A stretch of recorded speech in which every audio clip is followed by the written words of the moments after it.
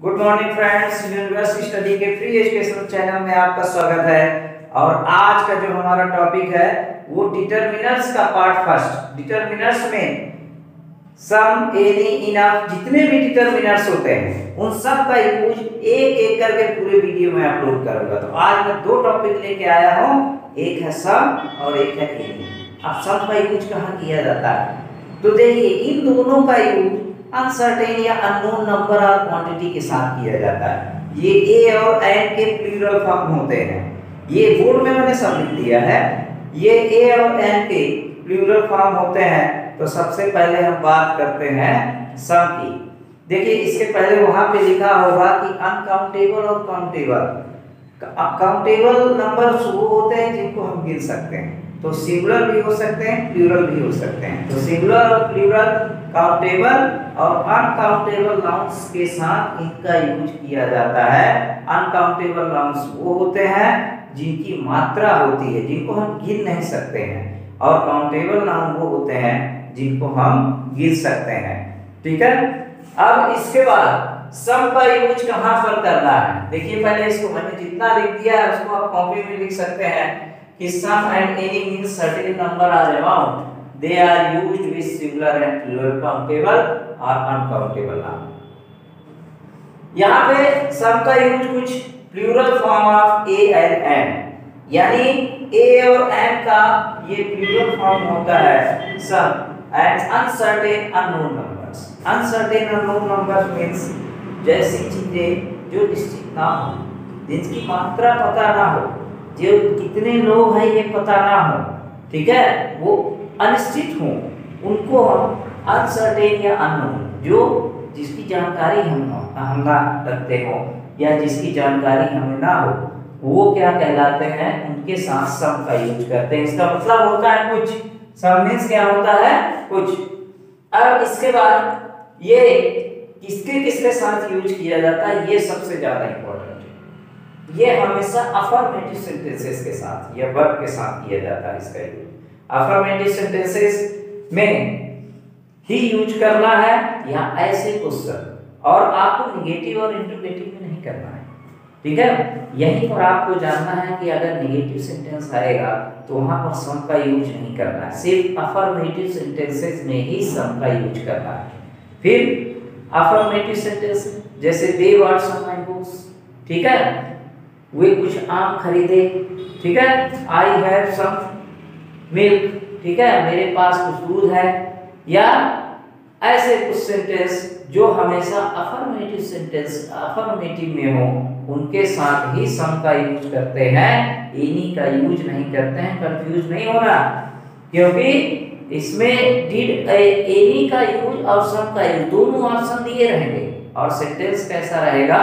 आपके पास जो रहेगा सेंटेंस या तो अफर्मेटिव या तो नेगेटिव, वहीं पर आप टिक कर देंगे जल्दी से। कहीं एनी को टिक कर दिए, तुक्का नहीं लगाना है, वीडियो देख के इसको सही करना है। तो अब देखिए, दूसरा होता है इसका यूज ऐसे क्वेश्चंस, ऐसे इंटरोगेटिव सेंटेंसेस जिसमें आप एक्सपेक्ट करते हैं कि इसका आंसर यस में आएगा, उसके साथ भी सम का यूज करते हैं, यानी सकारात्मक वाक्यों के साथ। जिनका ऐसे इंटरोगेटिव सेंटेंस से किए क्वेश्चंस होते हैं जिनका आंसर हमको ये पता है कि इसका पॉजिटिव आंसर आएगा, उसमें हमेशा सम का यूज किया जाता है। तीसरी कंडीशन ये है कि अगर कोई सेंटेंस जो इफ और वेदर से स्टार्ट हो, मेरी बात आप ध्यान से सुनते जाइएगा, लिखने का मैं टाइम दूंगा। पहले मेरी बात को एक दो बार आप वीडियो को रिपीट करके आप सुनिए कि इफ और वेदर से स्टार्ट होने वाले शब्दों में भी सम का यूज किया जाता है। जैसे अगर मैं ये बोलूं, if you want some help please let me know, ठीक है, इफ यू वांट, जैसे यहां पे मैं लिख दूं if you want some help, if you want some help, अगर आपको कुछ मदद की जरूरत हो तो आप मुझे बताइए, ठीक है, लेट मी नो, या मुझे जानकारी दीजिए। तो ये आएगा if you want some help let me know. अब इसके बाद देखिए इसको आप एक तरह से इसको नोट कर सकते हैं, जैसे विद अफर्मेटिव सेंटेंसेस वर्ब के साथ, जैसे दे बॉट सम मैंगोज, वे कुछ आम खरीदे। कुछ आम अनसर्टेन निश्चित नहीं है कितने आम, अनसर्टेन नंबर है इफ और वेदर से शुरू होने वाले शब्दों के साथ। और तीसरा नंबर है in questions where answer is yes expected, जहां पर ये पता हो कि आंसर एस में आएगा, जैसे will you give me some money, ठीक है, क्या आप मुझे कुछ पैसे दें। अब उसका आंसर यस में भी हो सकता है, ठीक है, यस में भी आ सकता है, नो में भी, इसमें कोई जरूरत ये पता नहीं है कि वो यस में देगा कि आंसर की नो में देगा, तो हम उम्मीद करते हैं कि वो हमको यस में ही आंसर देगा। तो यहाँ पे क्या हो जाएगा, will you give me some money. तो इसको आप जल्दी से इसको नोट कर लीजिए, मैं आपको टाइम देता हूँ। और आपको समझ में ना आया हो तो, क्योंकि मैं वीडियो पहले काफी स्लो वीडियो रहते थे, तो बच्चे इसमें ज़्यादातर उनका टाइम बर्बाद होता था, इसलिए मैं वीडियो यहाँ पे फास्ट समझा रहा हूँ, जिससे वीडियो कम भी रहे, जिससे अगर आपको कम समय के लिए मोबाइल मिलता है तो आप अच्छे से देख पाए। और आप यहाँ पे वीडियो रोक करके जितनी भी चीज़ें मैंने लिखा है इसको आप लिख करके कॉपी में एक बार मेरी बात आप अच्छे से सुन लेंगे, और मेरी बात अगर आपके दिमाग में फिट हो गई, और इसके बुक में आपके दिए हुए काफी एग्जाम्पल वहाँ पर बोध में दिए हुए हैं, अध्ययन में दिए हुए हैं, आपकी टेक्स्ट बुक में भी है, वर्क बुक में भी है इसके एग्जाम्पल, तो उसको आप एग्जाम्पल को सॉल्व करिएगा और कोशिश करिएगा सम और एनी का यूज करना। इसके बाद इसको नोट करिए, फिर इसके और एग्जाम्पल में लिखता हूँ, तो वो एग्जाम्पल जो है आप करिएगा, इसको थोड़ा वीडियो को नोट करके और आप देख लीजिए, इसको लिख लीजिए, इसके बाद मैं और एग्जाम्पल आपको बताऊंगा। ये देखिए 5 एग्जाम्पल मैंने लिख दिए हैं, जैसे यहाँ पर है there is some milk in the pot, बर्तन में थोड़ा दूध है या कुछ दूध है। फिर इसके बाद could you do some typing for me, क्या आप मेरे लिए कुछ टाइप कर देंगे। Would you like some tea, क्या आप चाय लेना पसंद करेंगे। या I have some books on this subject, मेरे पास इस विषय की कुछ किताबें हैं। और the merchant has sold some sugar, व्यापारी कुछ शक्कर बेचता, ठीक है, बेचा, ठीक है। तो इस तरह से आप यहाँ पे आप एक एक करके जितने भी सेंटेंस हैं इसमें सम का यूज हुआ है, जो यहाँ पर सम का यूज हुआ है वो देखिए, आप इस पे गौर करिएगा, सम और यहाँ पर भी सम। तो देखिए सम हमेशा यहाँ पर नाउन के पहले यूज होता है, ठीक है, जितने भी हैं यहाँ पर। तो टाइपिंग जो भी ऐसे वर्ब्स हैं, यह टाइपिंग यहाँ पे वर्ब के साथ यूज हुआ है, ये नाउन के पहले यूज हुआ है, और ये देखिए ये नाउन के पहले यूज हुआ है, और ये भी नाउन के पहले यूज हुआ, ठीक है। चाहे वो काउंटेबल नाउन हो चाहे uncountable noun, sugar uncountable noun, T uncountable noun, और मिल्क अनकाउंटेबल नाउन। और जो उस बार मैंने लिखा था कि आई हैव सम मैंगो, और दिस सब्जेक्ट यहाँ पे जो है बुक्स यहाँ पर है, तो ये काउंटेबल नाउन है। तो काउंटेबल और अनकाउंटेबल दोनों तरह के कुछ के अर्थ में, मेरे पास कुछ किताबें हैं, बर्तन में कुछ दूध है, ठीक है, कुछ आप टाइप कर सकते हैं मेरे लिए, would you like some tea, कुछ चाय लेंगे आप, और मेरे पास इस विषय की कुछ किताबें हैं, और व्यापारी कुछ शक्कर बेचता है। इस तरह से जितने भी सेंटेंस होंगे तो यहाँ पर हम यूज करेंगे सम का, ठीक है। तो देखिए इसमें जितने भी सेंटेंस हैं का आप हिंदी लिखना चाहें तो आप हिंदी भी लिख सकते हैं। There is some milk in the pot, ठीक है, बर्तन में थोड़ा दूध है, बर्तन में थोड़ा दूध है, और आपको मैं दूध है, और आप देखेंगे कि ये डिटरमिनर्स का यूज, आप सम और एनी का यूज आपको बुक में भी, आपके टेक्स्ट बुक में यहाँ दिया हुआ है, और उसमें आप देख सकते हैं, उससे आप प्रैक्टिस करिएगा, बोध में भी अध्ययन में भी है। Could you do something some typing for me, आप मेरे लिए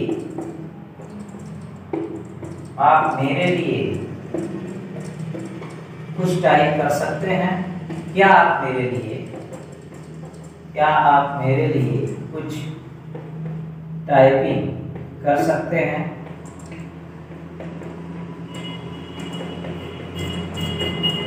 ठीक है, ये इंट्रोगेटिव सेंटेंस है। Would you like something? ठीक है, आप चाय लेना, कुछ चाय लेना पसंद करेंगे?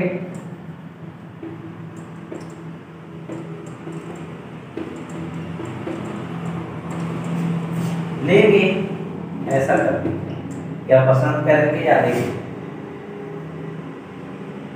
फिर इसके बाद आई हैव सम बुक्स, इस विषय की मेरे पास कुछ किताबें हैं। मेरे पास कुछ किताबें हैं।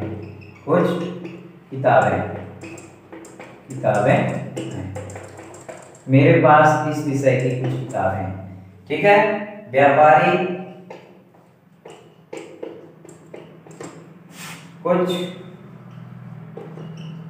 शक्कर, देखिए यहाँ पर कैसा हैज भी लगा है पर उसकी थर्ड फॉर्म भी लगे, तो यहाँ पर चुका है आएगा। व्यापारी कुछ शक्कर बेच चुका है। ठीक है, तो व्यापारी कुछ शक्कर बेच चुका है। इस विषय की मेरे पास कुछ किताबें हैं। आप कुछ चाय लेंगे या कॉफी लेंगे या दूध लेंगे, कुछ भी यहाँ पे लिख सकते हैं टी की जगह पर, और बर्तन में थोड़ा दूध है। इस तरह से यूज आप शाम का यूज। आप इसके बाद हम बात करेंगे एनी का यूज, तो आप जल्दी से इसको नोट कर लीजिए। मैं आपको इधर टाइम दे देता हूँ और इसके बाद वीडियो को यहाँ पर रोक के और आप इसको नोट कर सकते हैं।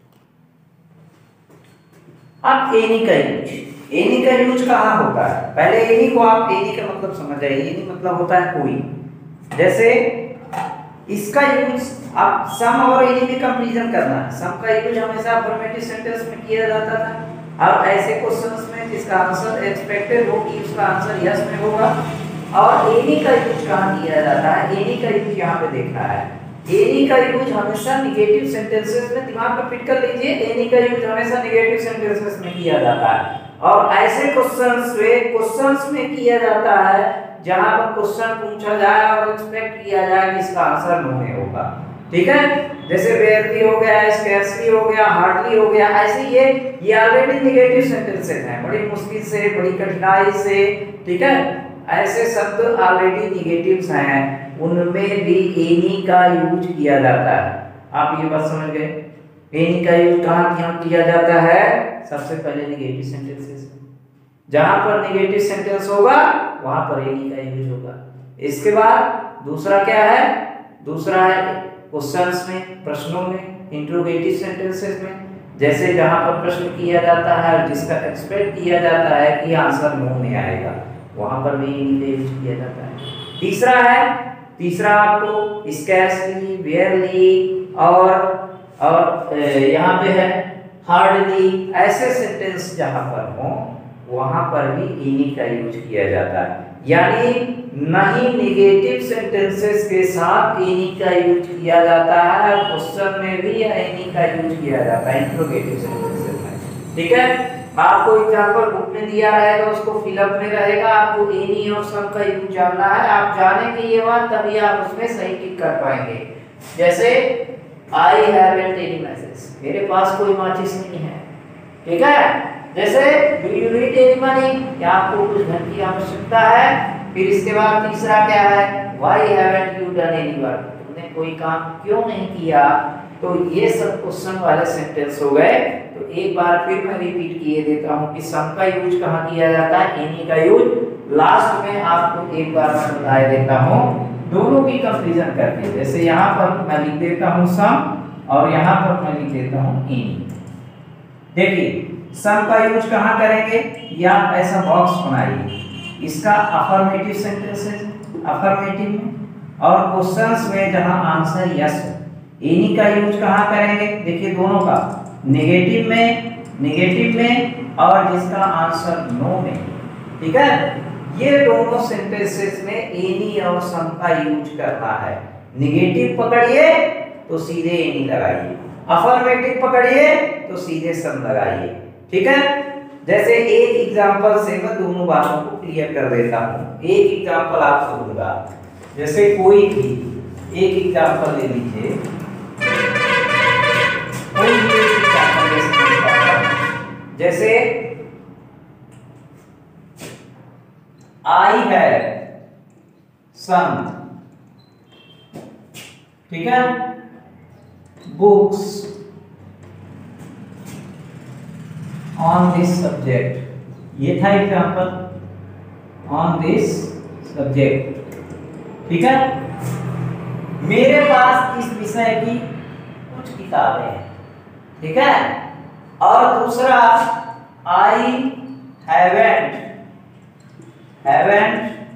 Any books on this subject, on this subject, on this subject. इसका क्या मतलब होगा? मेरे पास इस विषय की कुछ किताबें हैं। दूसरा हो गया आई हैवेंट एनी बुक्स, ठीक है, any book on this subject. देखिए दो एग्जांपल है यहाँ पर, I have some books on this subject और I haven't any book on this subject. मेरे पास इस विषय की कोई किताब नहीं है, निगेटिव आया तो एनी का यूज, अफर्मेटिव है ये वाला सेंटेंस तो सम का यूज, ठीक है। अब इसको आप एक बार अच्छे से अपनी टेक्स्ट बुक से इसका यूज या बोध में अध्ययन में दोनों में एक्सरसाइज दी हुई है, इसको मैं भी स्कूल में भी कराऊंगा और उससे आप करेंगे। और नेक्स्ट वीडियो में मैं जितने भी डिटरमिनर्स, अलॉट ऑफ, मैनी, सच ये सब दिए गए हैं तो उनको मैं जल्दी जल्दी कंप्लीट करा दूंगा और इस महीने में पूरा डिटरमिनर्स कंप्लीट करा दूंगा। Thank you for watching, good bye, take care.